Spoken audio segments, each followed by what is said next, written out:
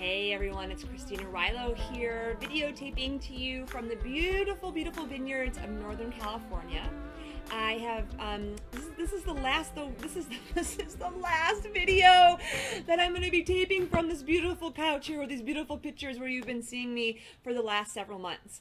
Noah and I are actually packing up almost as we speak. We leave tomorrow to go off on an adventure again.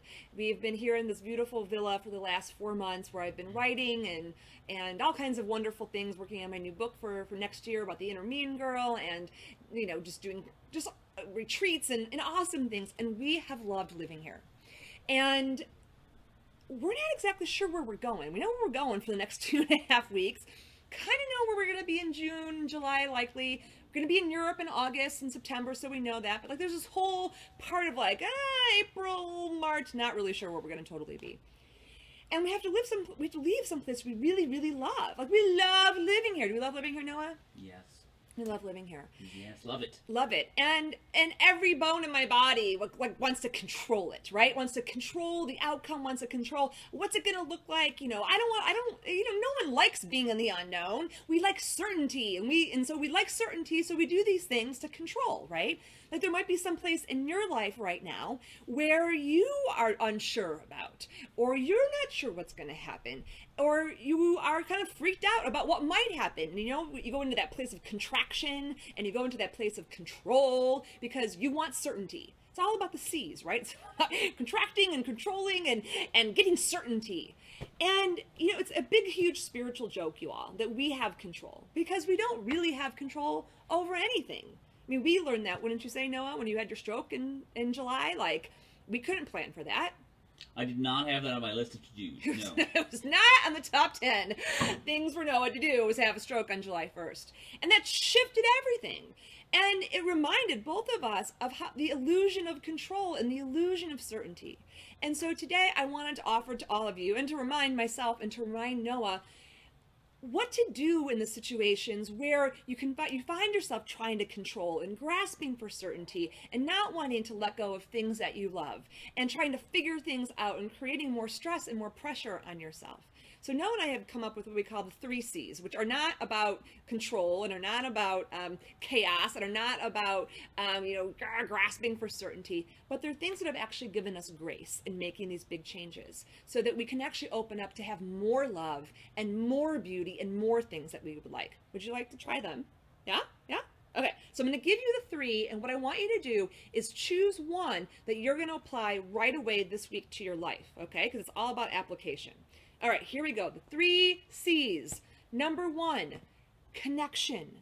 Okay, you all, when I am in times of uncertainty and times where I'm trying to control, I got to increase my connection to spirit and increase my connection to my circle around me. It is hard and scary to make big changes and step into the unknown.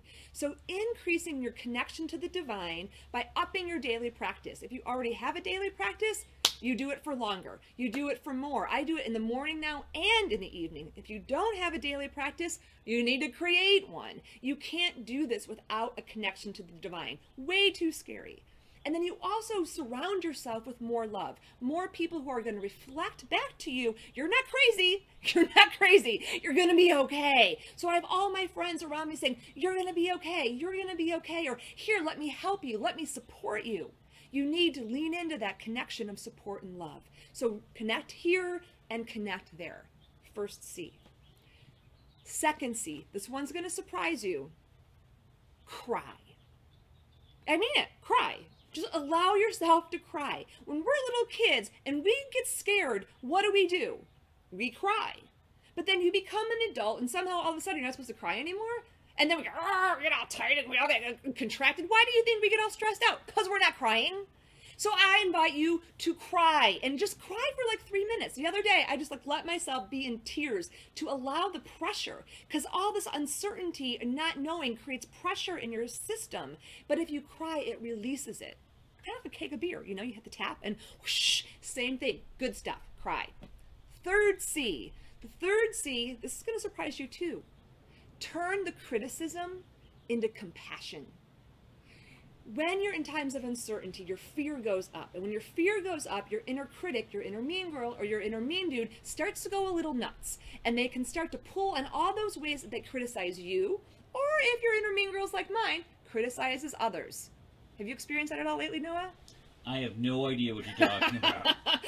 He's looking very sheepishly at me because my inner critic loves to be critical of Noah. I call her outer critic. Outer critic. She is the outer critic. So to find compassion for yourself and for the other persons and people that you're in relationship with. And a great way to do this is to use the mantra, you're doing the best that you can, and it's enough. You're doing the best that you can, and it's okay. Or you're just learning. You've never done this before. It's okay.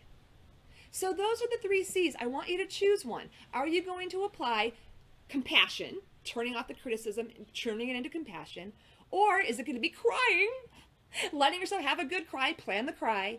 Or is it going to be connection? Or all 3, any one. And what is one small but mighty action you will take this week to do so?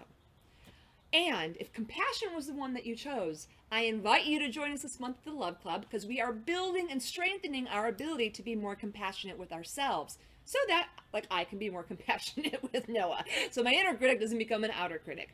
So you can go to jointheloveclub.com and come and join us there, and I will be there to help you strengthen that self-compassion.